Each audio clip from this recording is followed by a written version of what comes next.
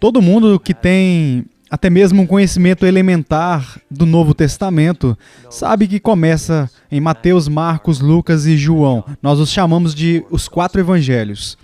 E às vezes pensamos Evangelho de Mateus, e Evangelho de Marcos, e Evangelho de Lucas. Mas no original isso não é realmente o que é dito. O que encontramos em vez disso é o Evangelho segundo Mateus, o Evangelho segundo Marcos, e assim por diante. Porque, do ponto de vista do Novo Testamento, só existe um Evangelho. Mas é este um Evangelho que está de acordo à testemunha, à apresentação de Mateus, Marcos, Lucas e João. E é por isso que há tanta semelhança entre esses 4. Todos eles começam de alguma maneira com o início de Jesus e terminam com a crucificação e a ressurreição. Às vezes, muitas vezes na época da Páscoa, os meios de comunicação falam sobre o Evangelho de Tomé, o Evangelho de Pedro. Documentos do 2º e 3º século que algumas pessoas tentam dizer que são antigos e importantes e tão autênticos quanto os 4 evangelhos da Bíblia. Mas se você der uma olhada no Evangelho de Tomé, por exemplo, certamente não é o Evangelho de acordo com Tomé. É realmente um documento falso atribuído a Tomé. E não tem nada do enredo que o Novo Testamento realmente tem.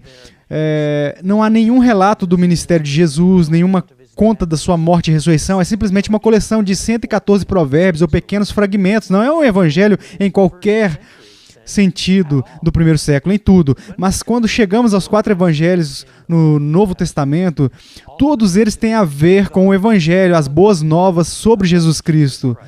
Mas esta boa notícia está de acordo com Mateus, Marcos, Lucas e João.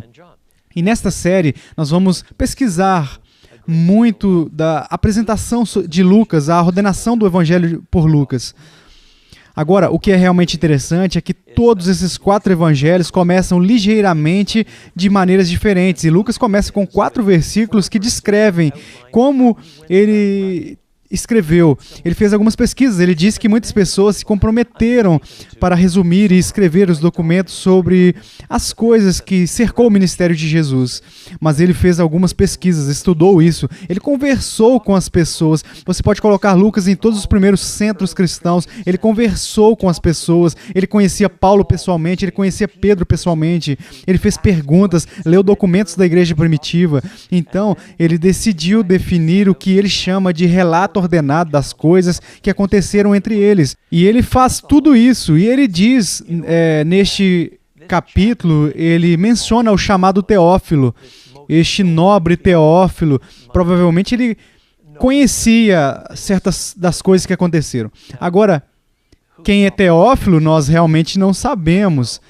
Ele pode ter sido algum tipo de patrono. Naqueles dias, a publicação era muito trabalhosa, intensiva. Não havia impressoras, então os manuscritos tinham que ser copiados, alguns assim, de cada vez pelos escribas, por ditado. Então as cópias eram caras e às vezes patronos pagavam pelas cópias e é isso que a publicação envolvia. Então ele pode ter sido alguma pessoa rica que ajudou a pagar pela publicação do Evangelho de Lucas, mas ele era pelo menos aparentemente um jovem cristão que precisava ter a certeza da verdade do Evangelho. E então Lucas dedica isto para ele.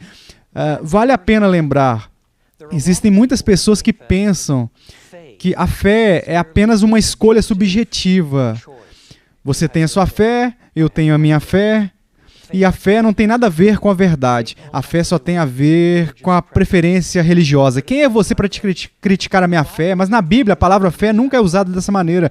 Na fé bíblica, entre outras coisas, é a fé dada por Deus, é uma capacidade de perceber o que é verdade. E é por isso que o Novo Testamento, quando a Bíblia quer argumentar a fé, na verdade, de quem Deus é, fé no que Jesus fez, fé na sua morte e ressurreição, fé em Jesus pessoalmente, o que faz é enfatizar a verdade. E pela articulação e defesa da verdade, a fé nasce e se alicerça. Então é isso que Paulo diz que está fazendo quando escreve aos Coríntios. É o que Lucas diz que está fazendo quando escreve a Teófilo, para que você saiba e tenha certeza das coisas que aconteceram entre nós. E todas essas coisas, diz ele, estão em cumprimento do que já foi previsto. Em outras palavras, as coisas que ele está prestes a desempacotar sobre Jesus são a realização, o cumprimento das coisas já preditas nas Escrituras que foram dadas nos séculos antes. Agora vamos chegar a um foco nítido no nascimento, da vida, da morte e da ressurreição e ascensão do Senhor Jesus.